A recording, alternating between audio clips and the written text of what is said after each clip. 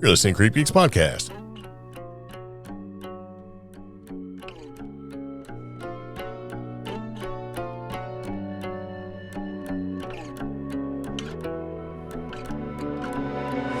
So it begins again. Welcome to CreepGeeks Podcast, Season 7, Episode 299. USA GRU, Afterlife Communications, U.S. Navy Red Sea Fight, and Alien Skeletons. Yes.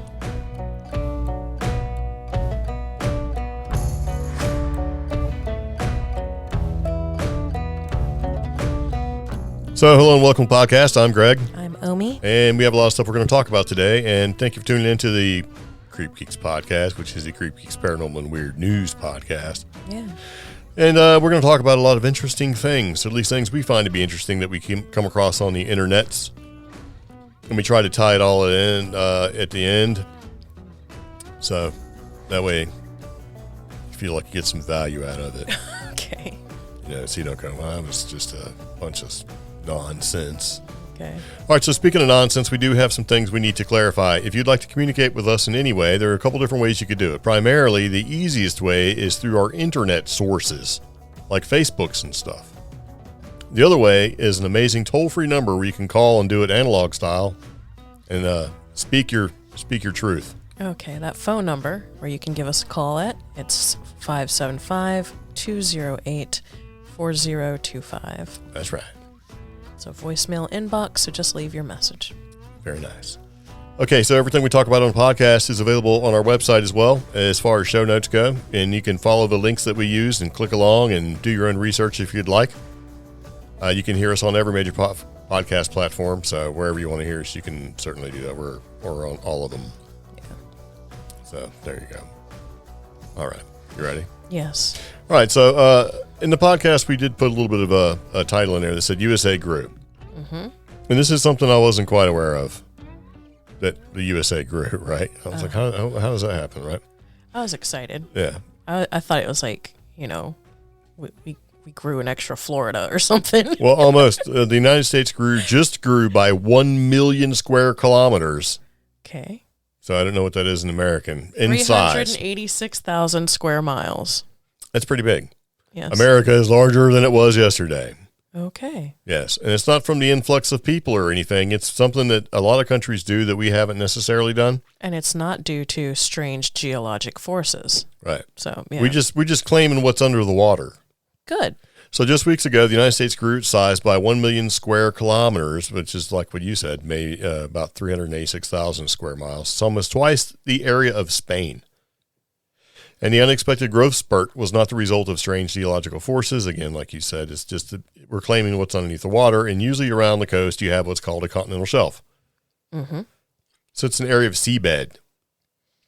It sort of surrounds large land masses where the land is relatively shallow compared to the open ocean. So, you know, we're sitting on the top of things, and when you get a little bit underwater there, it starts to flare out at its base like a mountaintop, and a lot of times it's flat before it drops off, and we call it the continental shelf. Yeah. Yeah. So, as many as 75 countries have defined their extended continental shelf, ECS limits, right? Mm-hmm. Beyond 200 miles, 200 nautical miles from the coast. And until now, the U.S. has not done this. Yeah. So this happened December 19th last year. The U.S. State Department announced the new geographic coordinates defining what they now claim to be their ECS area. Which is extended continental shelf area. Yeah. Which I think is really interesting because in the show notes for this podcast episode, you'll see a link for this, and it shows the actual U.S., extended continental shelf, but then it also shows the U.S. maritime limits and boundaries. And when it gets to Alaska, it's always interesting because some of, things in red, if you watch things like, the fishing show we always watch. Crab TV. Yeah. Deadliest Catch. Yes. You always see there seems to be a lot of tension right there where they're trying to find, the best crab, and some of it's in territory that may or may not be okay. Yeah. Yeah, this goes into part of that. So, yeah. I am very surprised, though, that we have extended our territory on the East Coast. I'm not. I mean, if you're going to extend it, you might as well extend it. We did, continental U.S. along with Alaska. Yeah. Which, hey, I don't know why they waited till now. Probably because you have countries like China that sit right off our territorial waters, where we say 12 miles out, and then drill down and then drill across to get to our oil. They did through the Gulf of Mexico. They do, and this happens a lot, or more than. This is basically more than once, right? I don't know. Yeah. So it would make sense to kind of claim it out there a little bit, but I mean, 75 other countries are doing it. So why are we just now doing it? Do we need to do it? There's always a reason behind it. I think we've needed to do it for a while. And everybody else is doing it. Why not? Yeah. Yeah. But anyway, so we are larger now. Cool. But it's less usable, I think, for the average person. It's not like you're going to go out there and put a stick in the ground and go, I own this now. I am going to be a homesteader / off-the-grid person. Paddle out into the Atlantic and be like, this is my spot. Yep. I have claimed this. Or like on the map, there's this tiny little bump for the Pacific. And I'm like, that's just a little half a pizza right there. Yeah. Not a lot going on. Yeah. So anyway, there you go. Now you know something. You probably already knew. Maybe you did or maybe you didn't. I bet you didn't know this. Mm-hmm. So the alien skeletons in Peru turned out to be dolls. Yeah. So they had a conference and they showed these little weird looking skinny, to me they look like paper mache almost, but dolls. Yeah. They said these are alien skeletons. At the old international, it was like in Mexico, I think. It was like the international. And this was compared, okay, so here's what happened. Evidently these things got hung up through the airport. Right. So they're being checked, or I don't know. So the alien skeletons in Peru turned out to be dolls. And the objects declared to be the alien mummies were made out of paper, modern glue, metal, and the bones of, people, birds, dogs, other animals, that kind of thing. But see, didn't we cover... Customs. It was Peruvian customs. Yeah, didn't we cover or share some dude who flat out said, I'm pretty sure these are... Not real. Paper mache dolls. Yeah, we did. Yeah. This is vindication. This is why I put this in here. Because a lot of times we say stuff and it's good to see it later on and go, I knew it. I knew the FBI stole that Civil War gold. Yeah. That kind of thing, right? Yeah. So they were confiscated by the Peruvian customs last year when they tried to take them to Mexico. Now, I don't know if these are actually the ones that were there and displayed, or if these just happen to be some that look exactly like it. Huh. And to be honest, I'll tell you why I don't know. Why? I didn't care enough to research this part, because when I looked at them, I'm like, these look like a creepy maybe project. they look more realistic in person, but they just didn't look right. Yeah. And I don't mean look right as in like, I know what aliens look like. I mean, they just didn't look like they would be real. Yeah. Or formerly organic beings. Yeah. They just didn't look right. It's like previously living biologic creatures. Yeah. They didn't. Yeah. And I know everybody's like, well, you don't know what happens in space and they could be composed of different makeups. Sure, but still. Yeah. Well, I mean, hey, I got the same sort of vibe of this isn't real when I looked at the Fiji mermaid. Yeah. Like in a picture. Yeah. Like that doesn't look like that's any, it just didn't do it for me. Yeah. And I get the same feeling when I look at like footage from people's backyard cams. What do you think this is? If it doesn't do anything for me, then I have to start looking, at other things. And I think a lot of people that are skeptics do that. If it doesn't trigger some sort of response to you, you're like, this isn't real. And then you start trying to figure out why it's not real. Yeah. And see, in 2017, this guy had already presented several mummies discovered allegedly in the Peruvian Nazca Desert, calling them alien creatures. But it turned out that the remains were of human origin. They were the mummies of children. Yeah. And it was the result of artificial deformation. And they were human. They weren't... Yeah, but even those look more like they could be something than these paper mache looking things. But what bothers me is, okay, so it was a deformation due to possible religious ritual or cultural thing. They were actual children. Having them go out and say, these were aliens, that kind of just almost devalues them because they had probably what could have been a very important anthropological purpose or meaning, But no, let's just throw these in the closet because these are, they got called aliens and now they're not. So I hate when old stuff is found and it goes straight to cursed object, paranormal, an alien. Well, of course. I mean, why is that for the first leap now? Because that's the fantastical side of things. That's what people would pay to go see. Okay, there are, where we live, we've had some flooding, we've had some changes in wildlife, we've had a bear come through this summer. I went down to the creek because it recently flooded and the water's finally receded. There are huge tracks out there. Is the first thing I'm jumping to wolf or Bigfoot? No. I take into account what's nearby. The first thing is huge stray dogs. I go the logical route, Yeah, but I mean, I get where you're coming from, but let me tell you why I don't think it necessarily works. Because this is brought to you. This is somebody opens up a box and goes, look at this. And you have to go, what is this? If you're out in the woods, it's different. Okay. If we were out in the woods and we seen a 4-eared cat, that'd be something, right? Like, whoa, that's a 4-eared cat. Yeah. But if somebody comes up and cracks open a suitcase and goes, this is an alien body I found in the Peruvian desert. First off, you're interested. And secondly, you're all like, man, let's see what this is. It's different. It's a different situation. I'm mad at the person who brought the box to me and said it was an alien. Well, only if you realize you've been fooled. If you didn't realize you were fooled, then, having the idea that you've seen something that doesn't exist here, you wouldn't be mad. You'd be like, wow, that's out of this world, man. So it's situational.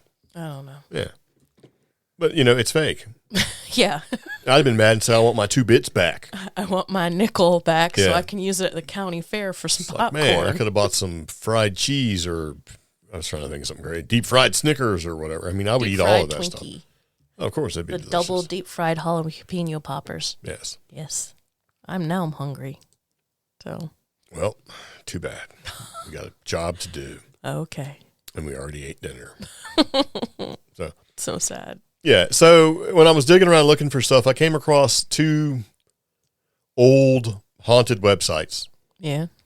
And all they are is they're just old websites or older websites. Yeah. That had lists of haunted places to go. Huh. And one of them is it's been around for a long time. It's the Shadowlands Haunted Places Index. Yeah. And the website's still really old. Like, something that was groundbreaking when I was using it. Or when I was making websites and stuff. So It's got the old repeating background. Anyway, and it's just, there's no modernness going on. And that's part of it. Because you know what that means? What? A lot of the places that are on this, a lot of the haunted places that are listed in this index have probably been around since the website itself was created. And what I'm trying to get to is that if you create this website and say, 2002. Yeah. And you had a list of haunted places that were relevant in 2002, there's probably a pretty good chance that right now in 2024, people have forgotten about those haunted places. Yeah. So you might find new leads / prospects of places you might want to check out. Or new things that may have been overlooked in the past, yeah. Or the other way around. People have just forgot about it. And the reason why I bring that up is because I went to the North Carolina index list. Yeah. And was looking for things that are close to, say, Asheville, right? Yeah. Which is kind of close to where we are. And there was a bunch. You had Aberdeen. There was an old abandoned nursing home. Coates Park. Helen's Mountain. And this is in Arden, right? Yeah. But it also had some of the more common places that people would know if they want to go to Asheville and look for, like, famous haunted places, like the Biltmore Estate. Yeah. Chicken Alley. Right? Irwin High School. Grove Park Inn. Helen's Bridge. Everybody knows about that. The Channel 13 WLOS news station. The Jackson Building, which I didn't know about, right? Yeah. Old Battery Park Hotel, Reed House, Shiloh, and it's an abandoned forestry compound. And then in Banner Elk, you've got like Lees McRae College, Hammock House. There's just a bunch of these, right? Yeah. And the idea is that, wow, there's places on here that, and talks about, okay, you got Brown Mountain. I can't, but the thing about Brown Mountain is it's two different places. Yeah. You have Brown Mountain near Grandfather Mountain, and you have Brown Mountain with Blue Ridge Parkway. Yeah. And Boone. Right. Yeah. So some of these old haunted websites, if you're trying to get interested in this sort of thing, don't turn them away because they look like crap. Yeah. You know what I mean? The background's super busy. It's red and black, and then you've got like orange, red, and white text. It looks terrible. I'm struggling to read this. Right. So I do the old school I'm over 50 technique, and I find a clear spot, right? And then I do hold my left mouse button down and try to highlight the entire thing so it can make it blue and white. And that does not work. Why is that not working? Because they disabled it. Oh. Used to be an old trick where you're like, I'm going to copy and paste this entire thing and throw it in there. And back when people cared about, I spent 7 hours working on this, and how dare you take it and make your own? Yeah. Yeah. Somebody should write them, because this also is not like ADA compliant. They do not care. It was created before. They don't care. But so we have a link to it, and it's called the shadowlands.net, and you can look up places. Yeah. And I don't know if it's being updated or whatever. It is, because I actually found something that I'm very familiar with, and there is an update for two of them, one as early as April 2007, and the other was updated in 2008. One of them is the East McDowell Junior High School, which in the early 1900s, an orphanage sat on the lot. It sits now as burned to the ground, and some of the children who lived at the orphanage died in the fire. So it was updated recently, as in 16 years ago. Yeah. So that's not, Yeah. The correction is, a teacher at the school reports, true, there was an orphanage here. It was an orphanage and Bible training institute. It did indeed burn to the ground in 1928.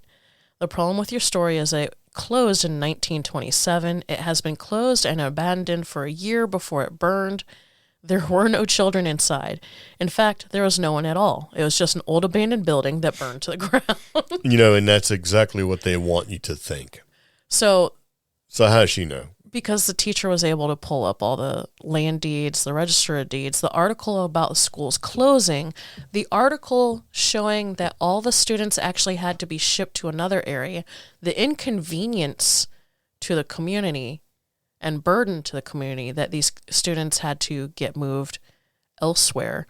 So basically, confirmation of this was an empty building. Likely story. So, a lot of haunted places are empty buildings. That's the entire point. But then there's another one. There's a relatively nearby cinema theater, and it talks about how it was closed.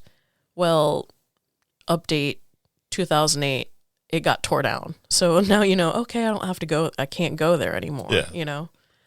So whatever. But this one's good. I mean, we still use this one. There's another one that has a lovely brown background. I don't remember which one that is. I couldn't find it. I looked for it. Yeah. So I picked Haunted Places. Hauntedplaces.org. I've been here before and looked at things. In our place. So I decided I wanted to include both of those websites for, if somebody was taking a look and said, I'd like to find some haunted things in my state. Those are two. One's older than the other. The other one is a little bit more modern, and it still looks like it's relevant and being updated relevant. And they have a nice little map. So, and they have an EHP rating. Oh. Which I guess is some sort of haunted rating, because I don't have a key for what EHP means. So whatever. But. And they have some different things, but they also have some things listed for our area where we've actually been. Yeah.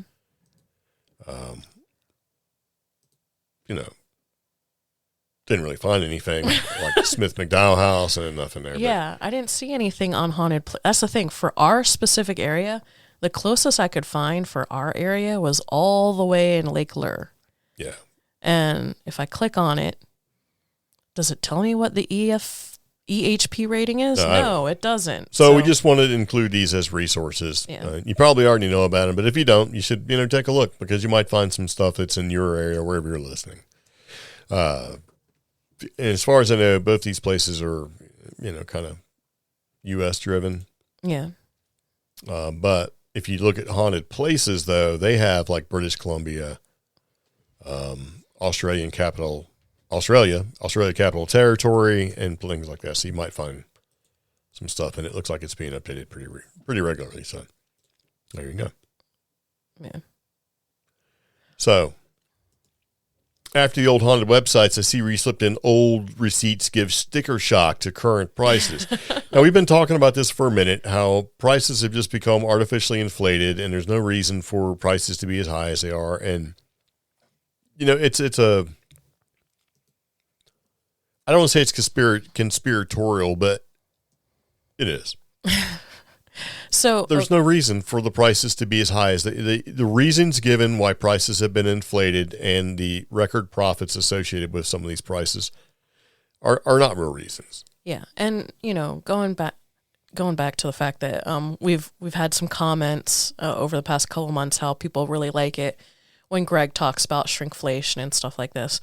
This is a really good example. No, they didn't like it. No, they did not. You had people come to your defense in the comments on a couple of places. You should be sending me that stuff so I can get a confidence bolster. I'm like, all right, well, I won't talk about that no more. Well, speaking of which, we do have a poll going on in the Facebook group. Y'all need to vote on. It's adding a new segment or changing some of the topics we talk about. So go in there and vote. And one of the options is Greg talking about shrinkflation more. So go into the Facebook group, CreepGeeks Facebook group, and vote. But what I was getting to was this is an article that has been making the rounds for a couple of days now, and it's about a TikTok user who they were packing up stuff to move, and they went and found in like a little box an old receipt dating from 2012 from Taco Bell. And it showed her remarkably cheap total for her order. And that was basically she was paying $2.59 for 2 beefy 5-layer burritos. Not each. Together, they were $2.59. Dang, that's like $1.25. And, I remember the one thing I learned, because way back in 2012, when we traveled, we did know the prices at McDonald's, the prices at Taco Bell. They changed. One Wendy's might have a different 99-cent menu.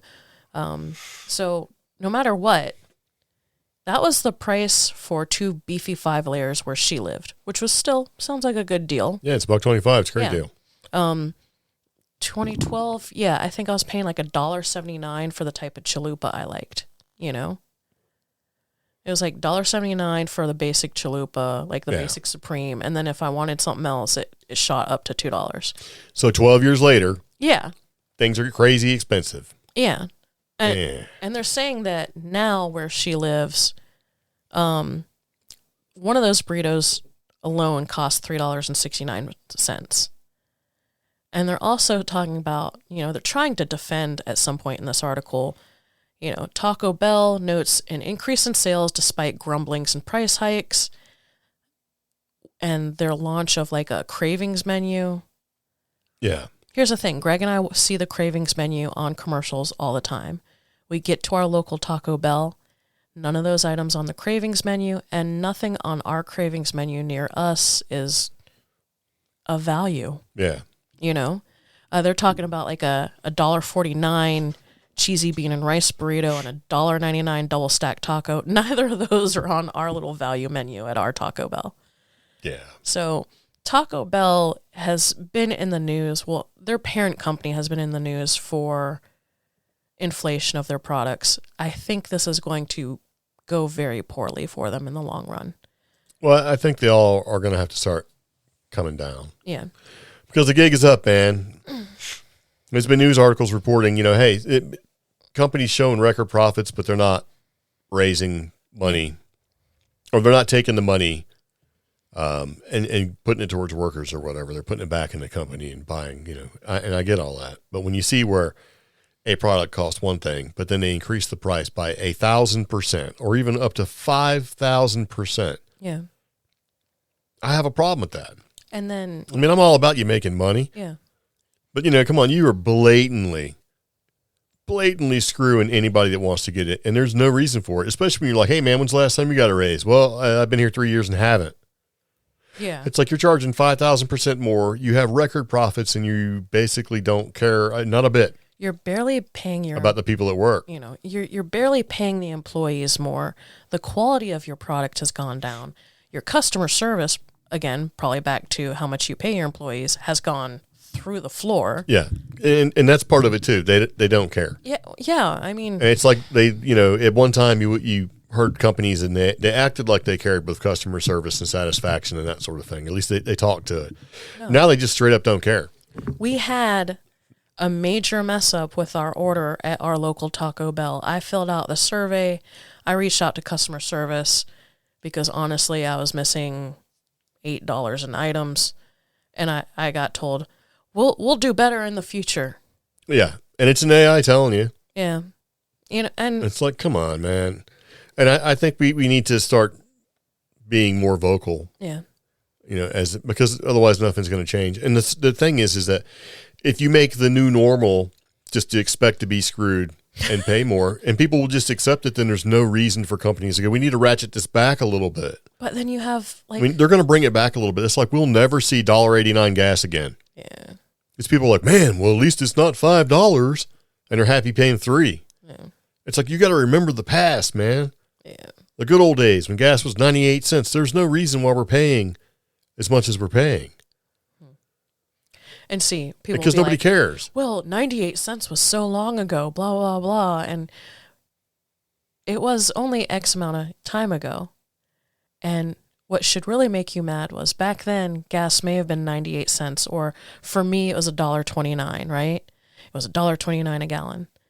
And now here we are, 2024, someplace it's at $3.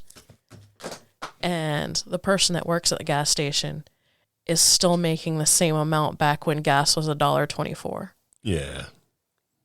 Yeah. That seems that's not an accurate reflection of inflation, because that means everybody should have got brought up, lifted up, in theory. Yeah. Yeah.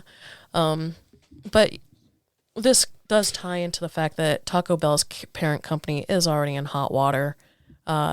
Some of their products have been pulled off of French grocery store shelves just due to inflation. And quiet generations like, the older generation and quiet people like myself, I'm just not interested in buying fast food anymore. Well, yeah. Yeah. But I think people need to say it.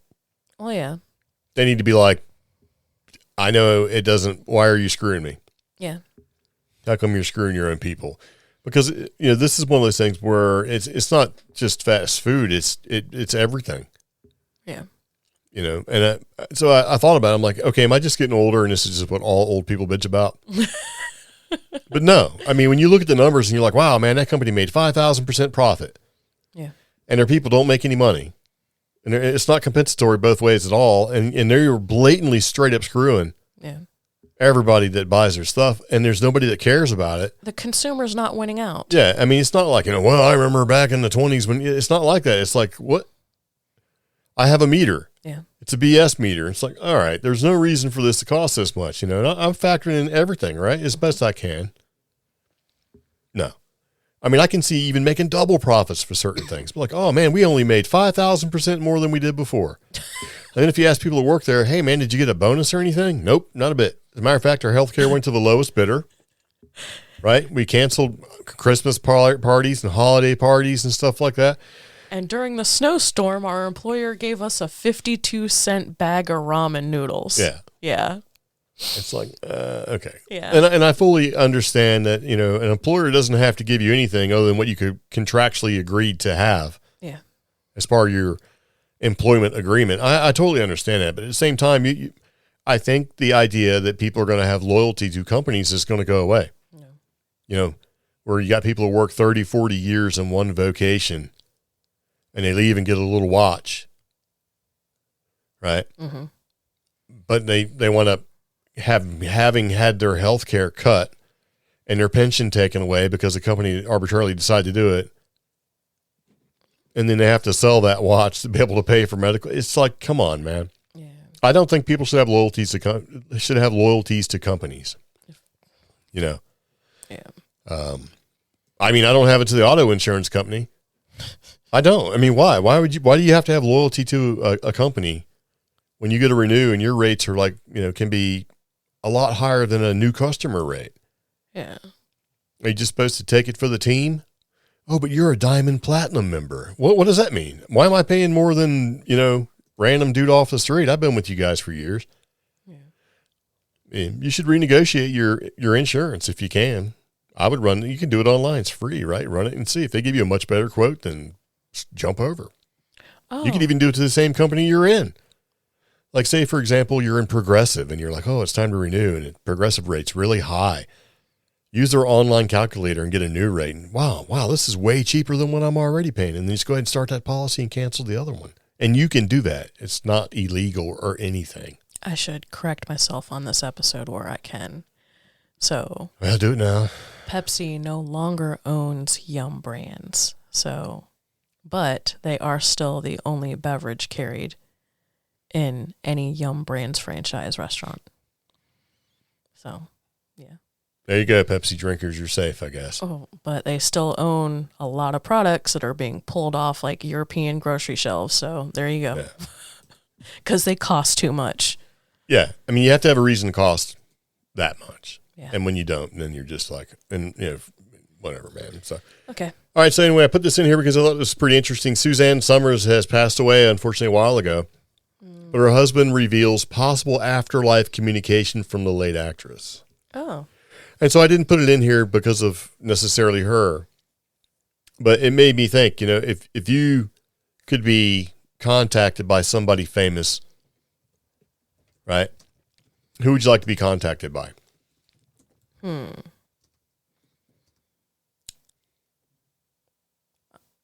Torn, because me and Trina from Spooks, Creeps, and Assorted Devilry podcast, I'm going to mess that name up.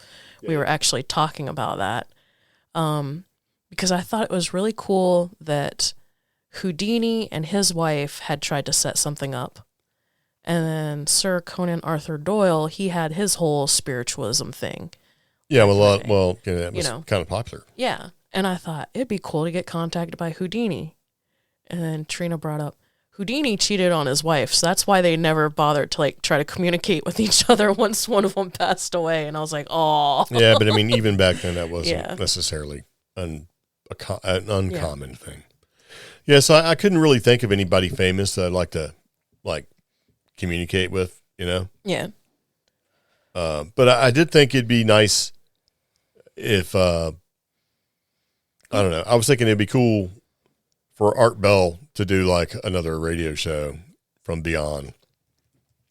I figured it out. I have an answer. Because he's just crusty enough all the way around to make it worth listening. I like some of the paranormal hosts that have a little grit to them. Yeah. So I'm going to say the cop-out hipster answer. Carl Sagan. Yeah. Ray Bradbury, Carl Sagan. It's like, oh, really? Okay. Who aren't you clever? Yeah. It's like Brian from Family Guy trying to be pretentious, right?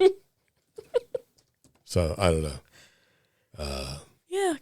Cause I'd like to pick somebody that was taken before their time, whether it was their fault or whatever. No, because if he tries to contact us after death, is he going to come back as Jodie Foster's dad? What? No.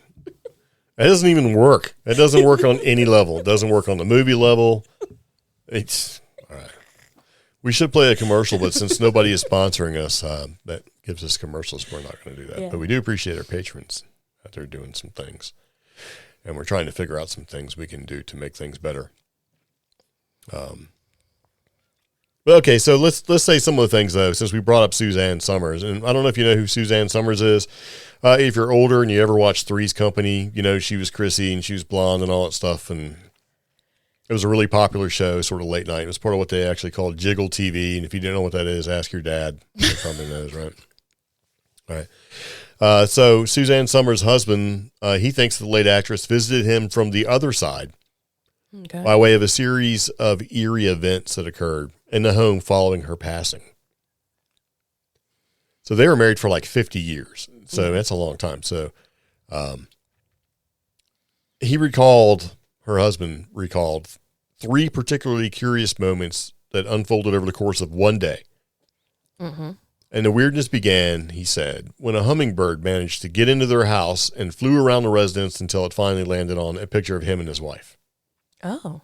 I'm like, oh, wow, okay. All right.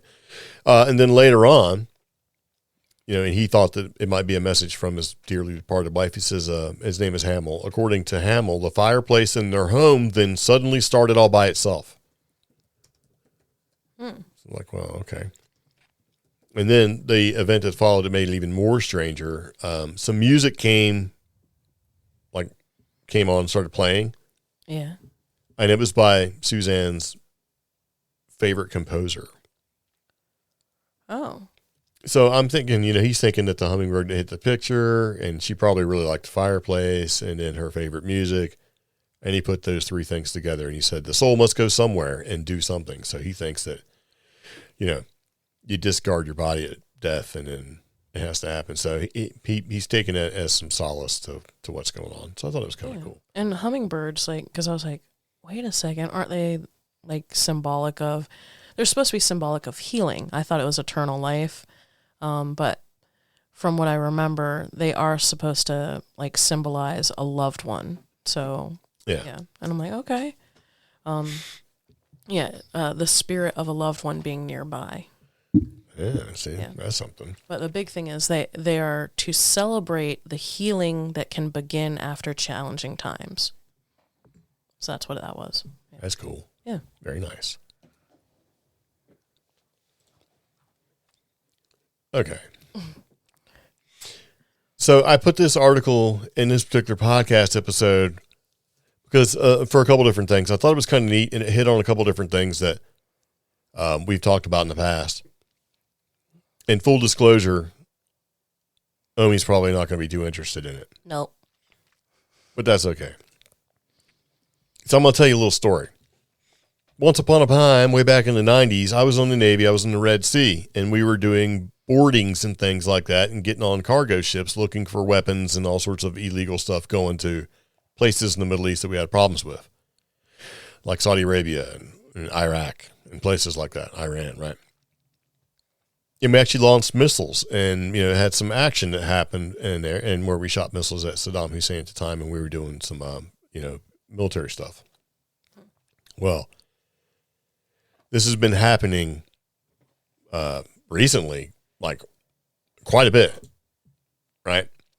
Mm-hmm. So you've got ships in the Red Sea, and they're basically shooting down drones and all sorts of other things that are happening in the Red Sea with these destroyers and stuff. And the reason why I put this in here is that we have talked about some of these UAP activity and UFO activity being, military based, right? And the big thing has been the drones. Last podcast, we actually talked about the jellyfish UAP and things like that. We talked about the drone swarms that were flying around Navy ships.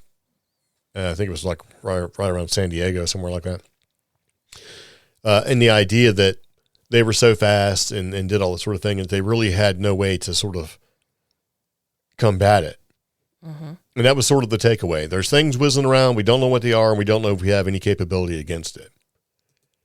Now, with some of the things that's been happening in the Red Sea, and these basically warships shooting down drones, granted they're inexpensive drones, and fine-tuning, and that was put in the article that I linked to, fine-tuning their radars to be able to discern these smaller threats and find a way to combat and fight those is very useful if you're worried about being attacked by these small drones or these drones that we don't know anything about, or the UAP style type stuff, right? Because they had no idea. And they're in real world out there trying to figure out how to take these things down.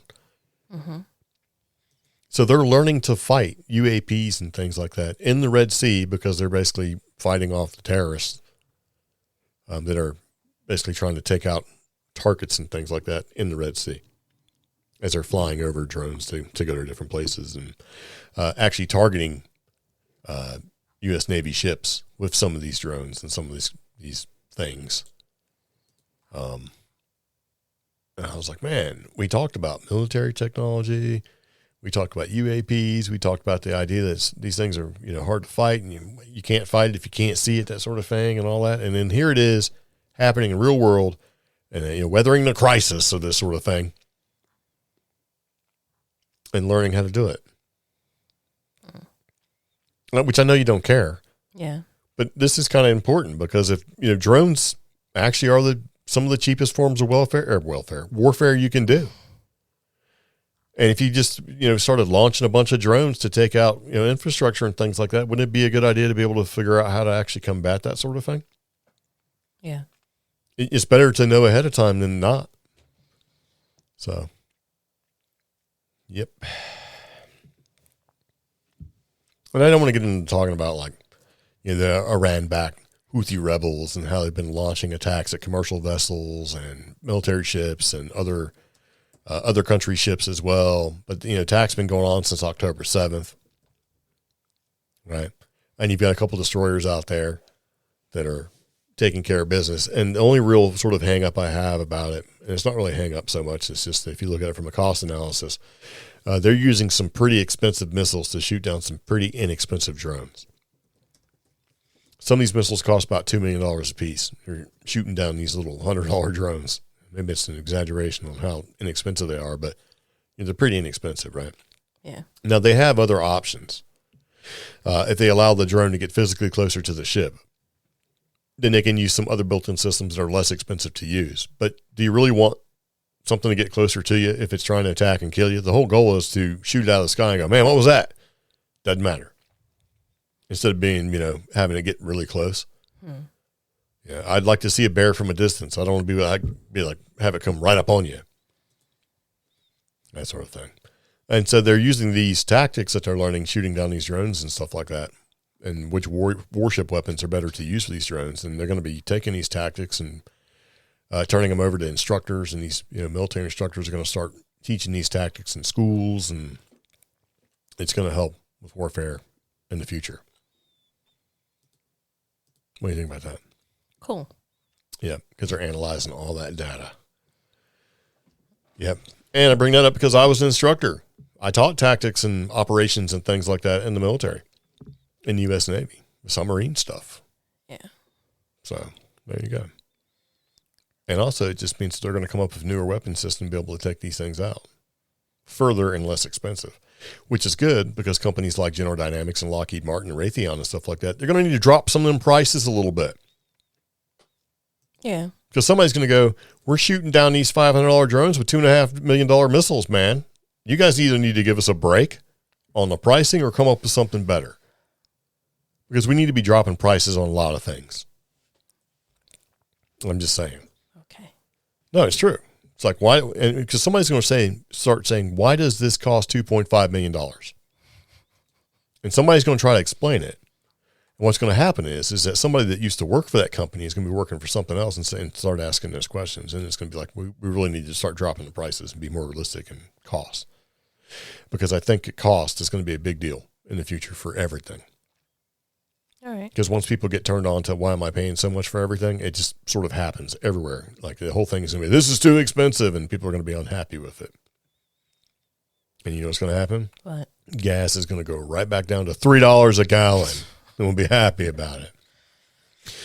But no, I mean, learn those tactics, man. Develop some new weapon system. Take out those UAPs because, it won't be long before AI can make these drones just fly off and attack whatever they want, anywhere they want. And you got the weather balloon stuff and drones, and we started talking about this almost 2 years ago when we were arguing about radars and stuff. And don't roll your eyes. You got to talk about the Pepsi thing. I'm talking about this. Like, why do we need those radar stations on the coast? It's to hunt down drones that are coming across because that's the latest and greatest threat. We know this because we're calling them UAPs. Mm-hmm. It's the next step in warfare. It's true. Mm-hmm. So anyway, there you go. I thought you might like to hear that. And if you don't want to hear that, I don't care. How about that? Okay. And if you don't like that, send me a message. And then Omi will see it and tell me 2 weeks later. I'm like, well, I don't even know what you're talking about. So speaking of Chinese making a 50-year battery, this comes on the heels of me recently making an order from Temu, or whatever you want to call it, and getting a box, a little wooden box with a tooth on it called Tooth Box. So I ordered some stuff, and, through the power of super fast shipping, 2 weeks later, I get it. Yeah. And guess what? Out of the 4 things, 2 of the things were straight up garbage. Mm-hmm. One of them wasn't even what I ordered. That was the tooth box. Yeah. And I was like, what is that? And then you were like, what is this? I'm like, there you go. It's a present for you. It's a box with a little wooden tooth on it. Like, what are you supposed to put in it? So my thought was, put in it? Tooth? You're supposed to put baby teeth in it, which is disgusting. I don't have baby teeth. Neither do I. Well, that time was a long time ago. Uh-huh. So you're supposed to put this little tooth box underneath there? You just collect human teeth? Yep. And save it? Your human child's teeth. Okay, well, that is less creepy than what I thought it was for originally. But I'm like, you know what it was supposed to be? What? A little tiny tape measure about the size of a quarter. I thought, that's kind of cool. Not a freaking tooth box. So I get on there, and I'm like, this is not what I ordered. And they're like, would you like your money back? And I'm like, yes. And they're like, okay, we'll give you a credit of 32 cents because that's what you paid for it. The old tooth box. Right. And the other stuff that I ordered says, this will totally work for your new fitness tracking device. You can monitor your health. Doesn't work at all. So I'm already 50% of my order that I waited 2 weeks for. Yeah. That I paid basically really inexpensive cost from Temu in China. Trash. You get what you pay for. Yes. Actually, you don't even get what you pay for. No, you're supposed to get a tape measure. See, a lot of times when you buy stuff like that from Temu or AliExpress, it turns into one of those, what did you expect? You know what I mean? You have to have the attitude like that. What did you expect? So I put this in here because I actually thought this is kind of interesting and this might change some things. And Chinese have developed a very super cool and kind of small nuclear battery. Yeah. With a 50-year lifespan. All right. Now, my next thought was I'm going to order one and either get one that's like super crazy and leaking all over the place, possibly causing hair fallout and all sorts of other stuff. Yeah. Or it's going to be the greatest thing ever.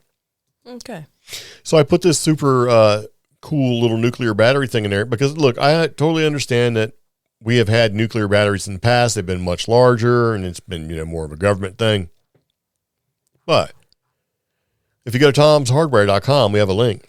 Mm-hmm. And if you're a computer nerd at all who's ever built a computer, you know about Tom's Hardware as being the site to check out some things. They've since changed a lot in the years that I was looking at, but they developed, the Chinese, a nuclear battery with a 50-year lifespan. It's called Betavolt, and it's the BV100, and it's built with nickel-63 isotope and a diamond semiconductor material. It's very small. Okay. And this very small battery right now, which is part of it, people are like, well, who cares? It's so small. But if you look at some of the older nuclear batteries, nuclear cell batteries, they were much, much larger. Yeah. And they were hot. They would physically get hot. And you're like, whoa, don't touch that. That's a nuclear battery, right? Yeah, I just did a Google search. And I'm like, oh, that thing's fairly large, so. Not this thing. I know, the old ones. Yeah, the old ones. And they were kind of dangerous, If you put a nuclear, you would believe it. If you put a nuclear radiation symbol on that thing and it was like one of the old batteries, like, yeah, don't touch that. Yeah. The cool thing is that they're using these nuclear batteries. They're going to target aerospace, AI devices, medical, intelligence sensors, small drones, robots, all sorts of stuff. Mm-hmm. And right now it's a 15 by 15 millimeter battery, and it delivers 100 microwatts at 3 volts. Okay. Which is not a lot. It's nothing. The idea is that this is sort of the beginning. This could turn into you effectively buying a battery for something and not have to change it for 50 years. That'd be great. Like smoke detectors, smoke alarms. Yeah. Sensors, things like that. 50 years, you'll probably never get one for your car. I just thought of one. Like, okay, remember when we did Quebrada's Scenic Byway and they had the little counter device to count how many travelers come through that remote park? Yeah. That would be perfect right there. Yeah. Well, it's funny you bring it up. So in New Mexico, they'd have like nuclear battery traffic camera things. Yeah, that's true. Speed cameras. So, the idea that this thing, you can take these batteries, you can actually daisy chain them together and put them in series or parallel, depending on what the device requirements that they're going in actually are. Mm-hmm. And they're going to basically work and keep making newer versions of this. They're going to launch a 1 watt version of this atomic battery in 2025. It's touted as being a safe miniature atomic battery with 50 years of maintenance-free stamina, and it's considered a breakthrough. And so far, this company, Betavolt, claims it's the only company in the world that has the technology to dope large-sized diamond semiconductor materials, which is actually used by it. So in other words, they're saying they can make it. They can make all the stuff, and it's very different from the old school cells, battery cells. And my big question is, this is cool. Sounds like a great idea. Chinese company. It's basically a nuclear battery. We prefer the term atomic. Atomic battery. My problem is, how are American consumers or companies going to get this battery, considering like Temu or AliExpress, they're going to order it. Okay, because Amazon won't even ship a replacement battery for my camera, via, it has to all be ground, and it has these big giant warning stickers all over it, and I just need a replacement battery for my completely harmless camera. Yes, well, they're afraid of the lithium. This is an atomic battery. Yeah. What? It'll be silly. They'll be like, we can only send this in a lead-safe bag. So you'll have to pay an extra $1 for shipping or whatever. I think it's going to be a lot further than that. I think this is going to be a restriction of technology. I think, unless Betavolt opens up, a location here in the United States, we're behind almost. Well, we don't know that. I know, true. Because Betavolt's doing it doesn't necessarily mean that nobody else is doing it. I mean, of course somebody else is doing it. We've already done it. So who's to say that this sort of thing doesn't actually exist? It's coming off the idea that eventually this technology will be available to the public. Well, imagine having something as small as 15 millimeters square being able to power, I don't know, sensors and things like that, but maybe it's funny. Pacemaker, cochlear implant, whatever needs to be recharged would never have to be recharged. Yeah. But if they got it big enough and use the right amount of volts and come up with even newer technology, you might be able to have a cell phone or whatever last 50 years for the battery, being infinitely be updatable or something like that. Yeah, but access to the product of this technology. Would you pay, say, $20 for a AA nuclear battery? I'd pay $40 for 2. Yeah, because this will last 50 years. Barely anything uses only one AA. It always seems to use flashlight. 2. We have that one. Got one in my pocket. It only uses one AA. Yeah, okay. They actually have flashlights that use 2 AAAs. Or 3 AAAs. See, that's the thing. Or an individual battery that's the same size is using 2 AAAs. Because you know why we put 2 AAAs together, right? Why? It's the voltage. Or 3 AAAs. Yeah, 3. Yeah, or even 6 because of the voltage, right? So if they're 1.5 volts and you need, say, 5 volts. Yeah. Or let's just say 3 volts. 1.5 and 1.5 is 3. Okay. So you got to take 2. So that, getting back to what I was saying, I would pay $40 for 2 AAs. I'd pay $60 for 3 AAAs. Because those are the common sets for most of my electronics, And even if the product they're in dies, the battery is still good for something. Yeah. So. But and all this is hold on. This is all a lead up. Yeah. Well, go ahead and say what your thing is. Disposal. What about it? Who cares about that, right? Are you kidding me? Nobody cares. What about it? Think about all these batteries in these electric cars with lithium and stuff. Well, how do you dispose of that? See. Which is already created. No, I do care. No, you don't. You're a customer. You go in and say, here you go. My car battery is dead. I would like another one. They go, here you go. Here's your battery. And you're like, sweet. I was out there in 45 minutes. That's great. Do you ever ask where they dispose the batteries to? No, I pay a fee. Yeah, you do. You pay a fee. And the average consumer. That fee only lets you off the hook. Who doesn't have you. That average This better be is this a slap sandwich compliment or what is this? Yes, it is. All right. The average consumer is going to assume that $20 fee they typically pay is to ensure that is safely disposed in a way that is less detrimental. And they don't care at all about that. The average consumer really doesn't care. They do. That guilt, that eco and environmental guilt runs strong. So yeah, but it's misdirected. And it's misinformed. You're like, wait a minute. You mean I can offset my polluting ways by just giving you cash? Yes. Yes, we'll call that carbon. It is very effective, unfortunately. It is trash because it does nothing. Most of them don't realize it's a guilt tax fee. I realize that. Yes. Trash. But this is an atomic battery. I care. Well, yes, but look at it like this, and here's how I'm going to sell it to you. Okay, so if you're having to dispose of many batteries every time, then you're an eco dirtbag. You don't care about the environment. But if you just bought just the one battery and it lasted 50 years, then you're totally not polluting as much as somebody keeps buying multiple batteries over time and duration. Somebody tried to use that same argument with certain electric vehicles, and look where we are now. Those electric vehicles. Who was that somebody? Are falling apart. Well, if you use that same logic, though, I mean, honestly, if you use the same logic with electric vehicles versus gas combustion vehicles, gas combustion wins over time. Those electric, but those electric cars who have a myriad of problems or can't keep up with demand or freeze in the upper Midwest of the United States, when it's their time to go because they're just not lasting as long as traditional vehicles, well, allegedly, what have you, the disposal of that is far more expensive and does take up as much space as other things, other vehicles and other auto. Well, of course, it's a more dangerous substance. Lithium's dangerous. Yeah. But they don't care because they put all these batteries on ships and send them back to China or wherever they came from. And Chinese say, yeah, of course we're going to dispose of this properly, with quotes in the air. And then they dump it. The most polluting nation in the world is China because they don't care. Yeah. But they're acting like they're doing a better job. Yeah, of course. But who knows? But I do like the idea that you can get a battery last 50 years because, I mean, at the end of the day, if you buy one battery, it lasts 50 years and you're not putting, until the end of that lifespan with that battery, you're not putting in other batteries or buying more and more and more of those batteries, then you're probably polluting less. But this can go a long way. And you buy, think about medical devices and things like that. That can last 50 years because the power support, if the components could last 50 years, the power source is good. Things will last, or they should. Like actual Iron Man. Yeah. I mean, a lot of spacecraft that go out there, satellite stuff, have nuclear batteries anyway, right? But think about some of the things that you could use. Computers could last. As long as the architecture could be fixed or maintained in a way that makes sense.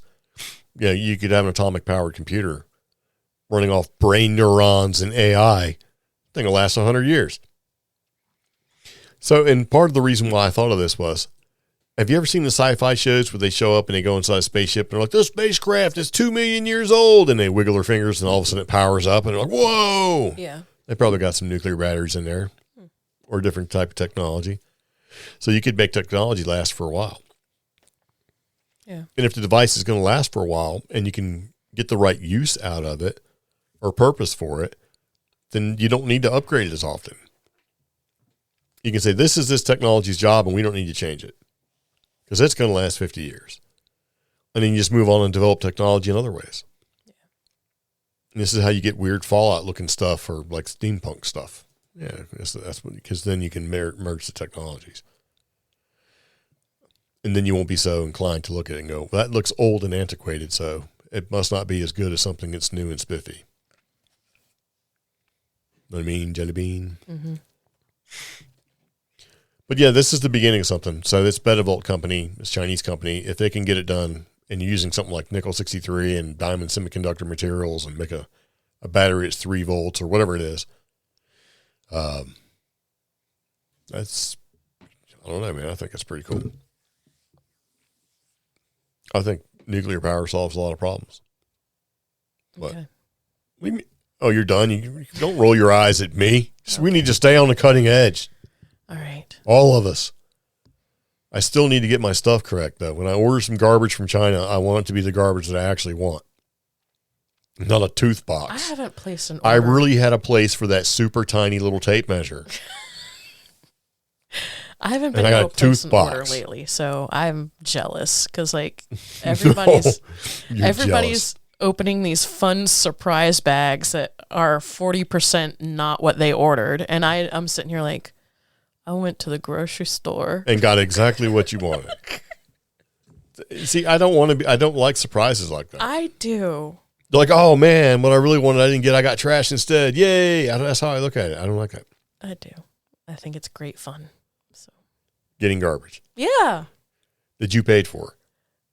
And not getting the thing that you wanted. Allegedly, some of that stuff, though, like, because I have, like, a bunch of checked box, like, free gift. So if I were to place an order now, I'd get 3 free gifts. Let's just say that the box that's basically a little round box with a wooden tooth on top was a free gift. Mm-hmm. That means they stiffed me out of me really wanting to get the one thing that I really wanted was a tiny tape measure. Yeah. Here's a free gift, but I really wanted this. No, that becomes a diversionary tactic. That's what I'm saying. Okay.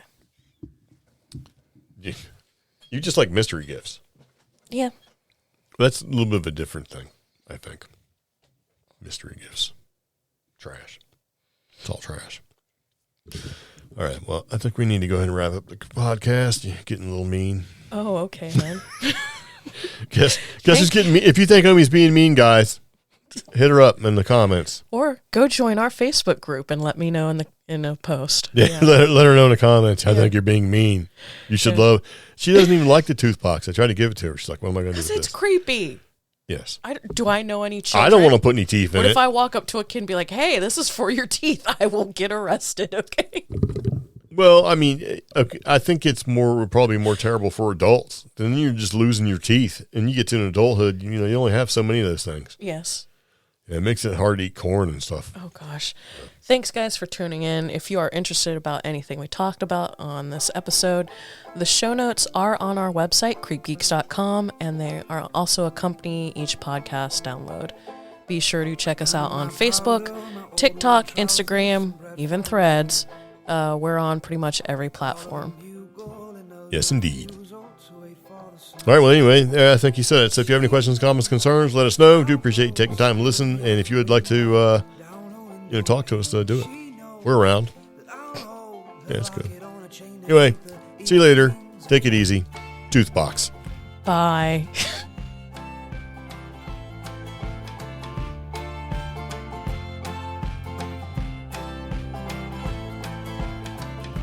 Jesus, come briefly, dismiss me or keep me, just let me go home.